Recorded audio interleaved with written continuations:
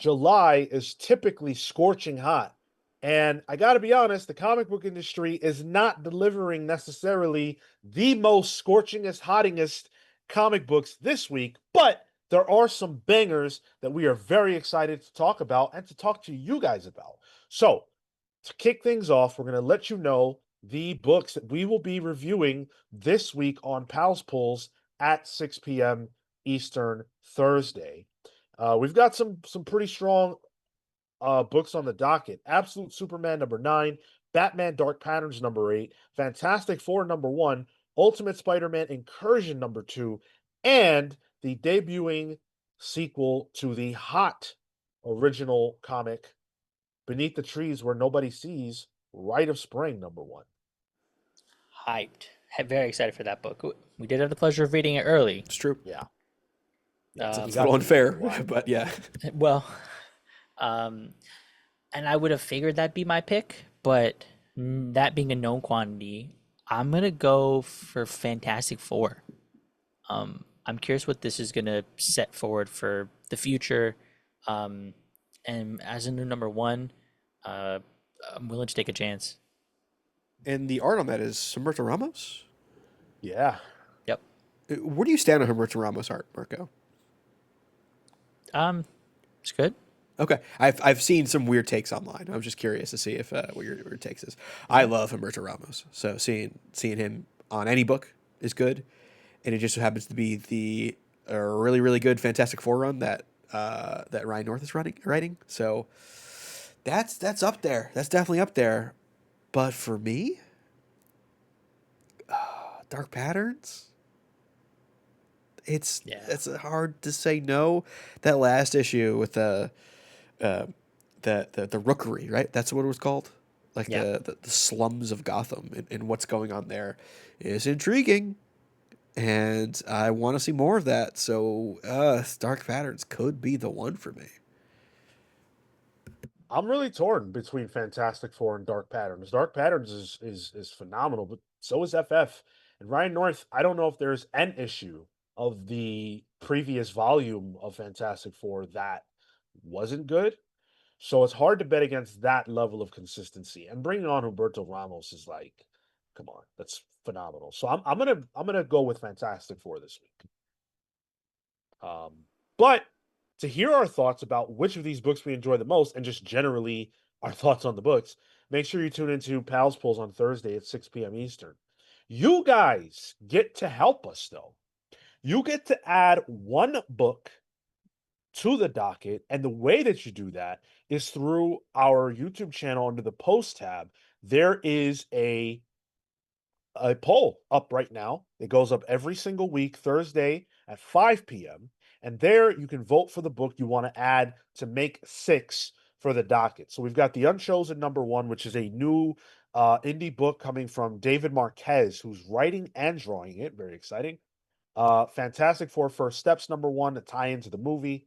Marvel Swimsuit Special #1, which, come on, need I say more? Come on. Equal opportunity gooning, hello. And Transformers #22. Now, Transformers is currently winning at 39%, but that can always change as long as you guys vote. I mean, the swimsuit special. I'm just gonna talk about it here without really saying much, so I can throw stuff up on the screen and make it more of a visual aid. No, I think that's fun. That's classic Marvel. You know, there was the X-Men swimsuit special way back when. I think there was an Avengers one too. I think they've also said that some of the swimsuits in this will become Marvel rival skins. Right. So it's more like a peek into that. They did a Marvel Rivals swimsuit story. The last Marvel Rivals book, they had the thing in a thong. That is not a skin. The thong did not turn into a skin, but we'll see. I think this could be a lot of fun, and it just lets the artists kind of do their thing and have some fun. So I'm, as much as I like Transformers, I kind of want to see what the swimsuit special is about. We don't get the chance too often, so The let's chance do to it. goon. Well, I feel like it's a weekly occurrence. weekly. And why wouldn't it be for this title? I feel like the minions need to come out and make their voices heard. The Marcos minions The that you claim Marcos exist. They're minions. finally back after all this time. That's right. They come out when it's key opportunity, key moments, we really need, hard decisions to be made. Well, cast your vote. Make sure you do it. Let us know what you want us to get on the show and review. Uh, so there are some pretty interesting books coming out this week that are not on our docket. So we're going to go over those and let you know what you should be thinking about, what you should be looking forward to, that's coming from the wide world of the industry this week. We're going to turn over to leagueofcomicgeeks.com and take a look at what they are telling us is dropping. I'm going to start with Uncanny X-Men number 17 because I made a declaration that some of you may not have heard. I am no longer buying X-Men comics. Because I am so unsatisfied and unhappy with the current era, I'm going to be dropping off. And so, even though I have enjoyed Uncanny X-Men quite a bit, and I love Gail Simone, and Luciano Vecchio is going to be joining the art team, at least for this issue. So that's very exciting. We're getting the debut of Mutina. So that's a thing that's happening. That's right. But I will not be reading this. I am off the train. Well, I have looser morals than you, and I will be picking up Uncanny X-Men number 17. I caught up on all the X-Men books in my walkabout in Mexico last week, which is why I was gone. And I like Uncanny X-Men. I think it's really fun. I love the David Marquez previous arc with Sugaroth, this mutant god-esque thing. It doesn't even feel like mutants. It's just kind of cool. They all had goth rave costumes for some reason. It was fun. But bring me Mutina. I don't know what this is about. It feels a bit like an industry plant. I'm fine with it. Whatever. I'm in Gail Simone. I trust. So I will definitely be picking this up. Somewhere towards the opposite of that stuff. I'm gonna be picking up a little far, quite a bit far down the list, but Predator, Black, White, and Blood. The 20th Century Fox books. I'm a huge fan of Alien, huge fan of the Predator. Anytime one of these books comes out, I'm gonna try to pick it up. So this is right down my alley. And the fact that it's gonna be one of those like visceral series, that's exactly what you need for a Predator book. Does he ever cross over with Chris Hansen in any of these books? Could you explain yourself? I'm sorry. No, likely No? not, but he has crossed over with Archie. Oh, I did read that. Yeah, I just like the idea of Uh, like Chris Hansen like realizing he's not on TV anymore and realizes that he has the ultimate predator to catch, and he tries to oh, reverse it. He tries to hunt. Never mind. I'll write that. Marvel hire. Yeah, let me know how this is. I like how the black, white, and blood is in green. The green is the blood. I wonder if there will be green in the book too. I like gotta kind of have like it. that idea. Yeah, gotta have it. I want to call out. Speaking of more X Men books, Magic number 7. I've been having fun with this. I don't want to break the stream, so I got to bring it up on my phone.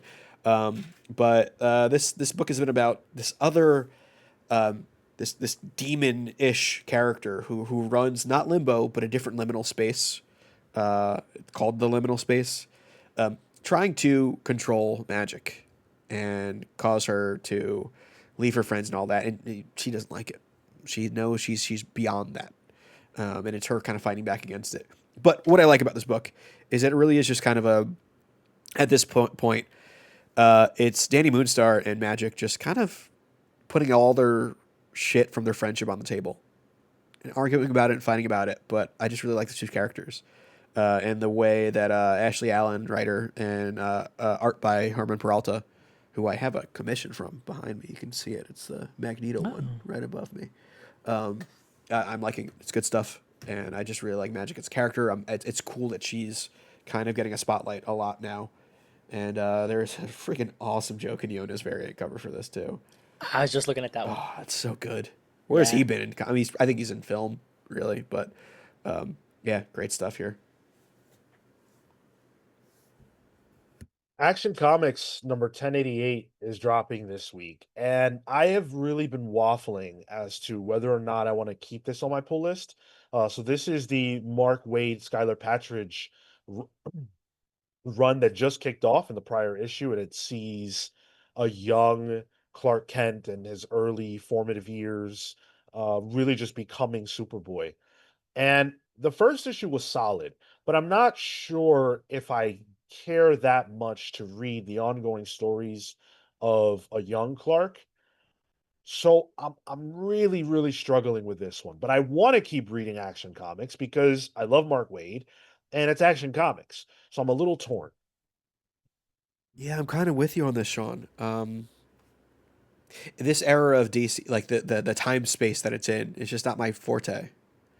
You know, like Superman as Superboy has never really been my thing. It was like more of a history fact for me. Um, and I can tell it matters to Mark Waid. So that is what's kind of spurring me along on this. But it is waning in terms of whether or not I want to keep going with it. Wow, interesting. This is I remember enjoying that first issue of this arc. So I'm glad you called this out because I am picking this up. Now, Superman, bye, bro. It's the summer Superman. What are you not doing? You're I'm right. almost too much Superman at this point. Hey, now.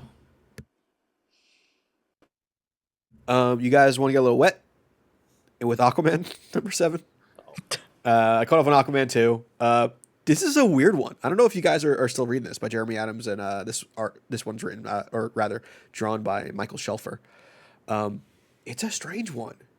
It's really leaning into the mystical part of Aquaman. He jumped into that portal in issue 1, which we saw, right? He's looking for his wife, but like now it's in the point where like they're traveling this almost space version of the seas. He's got Captain Nemo when they're on the Nautilus. Like, it has Orion, which is that Orion with an A, is like that magical version of Yeah. Aquaman is in this now. He has a new trident that the trident. So think of the three prongs, right, of the trident. The ones on the outermost part can then shift down at the bottom, and it makes a longsword. And it's like this extra magical sword trident. It's goofy and it's weird, but I'm kind of digging it. It's a real sword and sorcery type version of Aquaman that I think if that's your bag, which Marco, I think it might be yours. Depends. I didn't like the first 2 or 3 issues. It If you just gave it 3, was that's a good amount. But big surprise at the last issue was that one half of the Wonder Twins showed up. Zan, the one who could turn into water, has been like stuck there. So we'll see what happens there. interesting. Um, I'm gonna be picking up Radiant Black 35.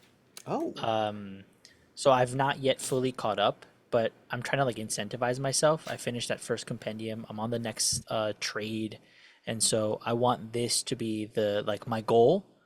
So I'm in like the 20s right now, and slow progress, but I'm making my way through, and I've been enjoying it. I had it not admonished, but definitely wasn't as hot on it, I think, when it initially came out. But now that I'm reading it again, I think there's really some really cool stuff that's like being explored here, and the characters make a lot of sense. So, yeah, I'm picking it up for 35, and hopefully within the next few weeks, maybe months, I'm caught up.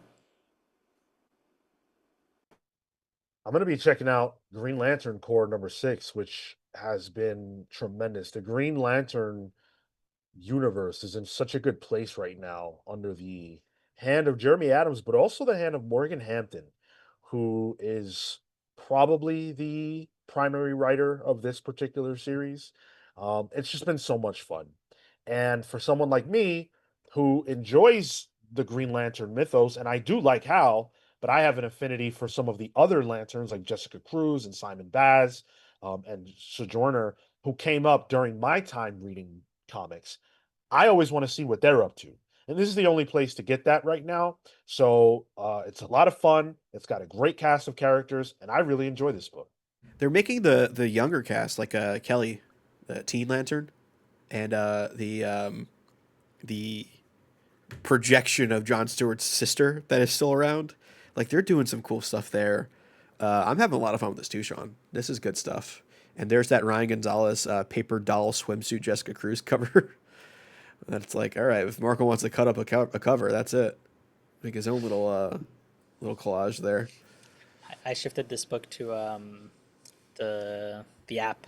This is one of those I really enjoyed the first, second issue. I'm gonna keep it going, but I'm gonna do it on the app.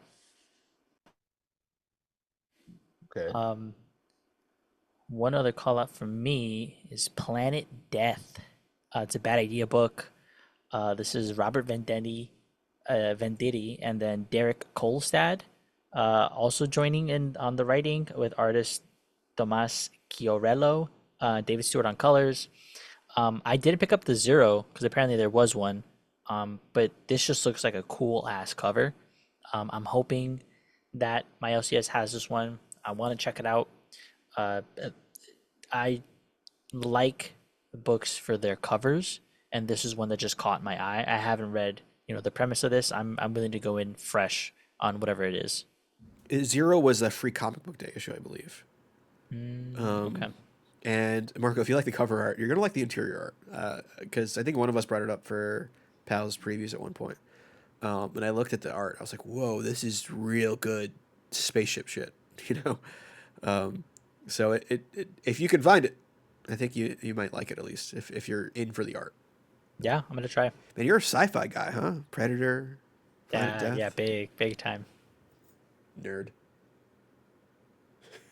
My last call out is a bit of a weird one, but this is right up my street. It's Darkstalkers X Street Fighter Oh, Bloodthorn #1. Now, those of you who know me, I love fighting games, and obviously Street Fighter is a well-renowned fighting game franchise, but Darkstalkers a little dormant, and they've been on the rise again of late. The most popular Darkstalkers character that most people would know is Morgan and Felicia. I love Morgan and Felicia. This is actually being written by Tim Seeley, so they went and got a real writer to do this. I avoid these books often because they are written by people who it's like, well, who are you? But this has got a writer who knows his stock, and so I'm pretty excited by that. I hope that I make the decision to pick this up when I'm actually in the store. 5.99 is a little bit steep, but there are some covers that might sway me. So we'll see. man, is Bonnie Hood on the cover too? I saw from Bonnie Darkstalkers. Hood is, yeah. Yep. Yeah, Who are the characters you said, Sean? Morgan and Felicia. Felicia is a cat girl, yeah. and Morgan is a vampire-ish lady I type thing. just I Big, just saw Morgan. big in all spheres in the year 2025. Catgirls Right. and demon women. Yeah. Okay. I Darkstalkers respect needs to it. make a full on comeback. Yeah, it'd be really cool if Darkstalkers had a full on game. Are they coming out with one soon? Did I Yeah, I see? think Yeah, I think there was an announcement of a new entry. yeah, Either yeah. yeah, something. I only know about them from Marvel vs. Capcom, but like Felicia, Bonnie Hood, and Morgan are in those games. So all they are to me are character designs. I know nothing about them. So it would be pretty cool to kind of check this out. And there is this one werewolf looking dude on it too. So they got the furry vote too. So they know what they're going for with this book. My last shout out's gonna be Wild Animals #1. Sean, if you haven't seen this one, this is Ed Brisson, with Oh, artist stop it. Andy Kuhn. The cover again caught my eye. Looks to be a little violent. Looks to be a little bloody. Um, I have one part here of the blurb that says, "Revenge is a dangerous path to walk, and the deeper Neo goes, the more he realizes that violence is all consuming."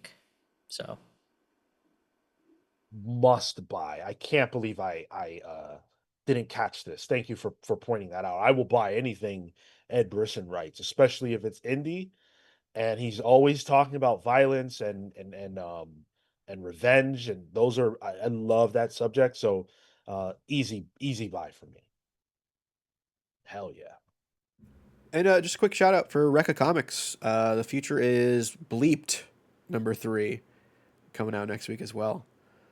We talked to Adam Freeman, who's been talking about this book. This is written by Fred Van Lante with art by Mario D'Alessandro, and I like Fred Van Lante a lot. Fred Van Lante was kind of like a good hand back during the heyday of Marvel that Sean and I always talk about, but there's some real good stuff that he did then. His Taskmaster Okay. was good stuff. Really Can kind of you solidified who he was. can you name any other? Because I obviously I know him, but I'm like, what did he do from that era that I can't think I of? believe he did after Slot. He did Mighty Avengers. He did a lot of like initiative era stuff. He did some Hulk related stuff. Maybe it was Hercules that he did. Herc. He Yes. did Herc. I think it was Herc that Yes. he did, which is like, oh, Hercules a little more depower, a little more ground level.